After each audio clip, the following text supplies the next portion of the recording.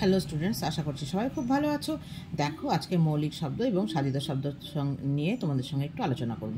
দেখো, যে সকল শব্দকে আর কোনো অর্থযুক্ত ক্ষুদ্রতম অংশে বিশ্লেষণ করা যায় না তাদেরকে আমরা বলবো মৌলিক শব্দ। আবার বলছি, যে সকল শব্দকে আর কোনো অর্থযুক্ত ক্ষুদ্রতম অংশে বিশ্লেষণ করা যায় না তাদের আমরা কিন্তু বলবো মৌলিক শব্দ। ঠিক আছে? যেমন দেখো, হাত, পা, নাক, ফুল, এগুলোকে আমরা কি বিশ্লেষণ করতে পারবো? একদমই না। যেমন হাত, হাকে একটা হা একটা তো এরকম তো হয় না, তাই না? কোনো অর্থযুক্ত শব্দ হচ্ছে না, তো সেই জন্য আমরা এটাকে বিশ্লেষণ করতে পারছি না, তো সেই জন্য এটা হচ্ছে মৌলিক শব্দ। আর সাধিত শব্দ কি? দেখো, যে সকল শব্দকে অর্থযুক্ত ক্ষুদ্রতম অংশে বিশ্লেষণ করা যায় তাকে সাধিত শব্দ বলে।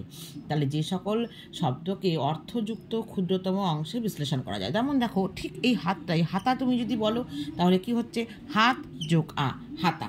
আবার বলছি, হাত যোগ আ, হাতা। ঠিক আছে? গোলাপি কি হচ্ছে? দেখো, গোলাপ যোগ ই, গোলাপি। তাহলে এটা হাত একটা অর্থযুক্ত শব্দ, আর তার সঙ্গে আ যুক্ত হচ্ছে হাতা। গোলাপি কি হচ্ছে? গোলাপ একটা অর্থযুক্ত শব্দ, তার সঙ্গে ই যুক্ত হচ্ছে গোলাপি। তো এই হচ্ছে সাধিত শব্দ। তো আশা করছি তোমাদের ভিডিওটা উপকারে আসবে।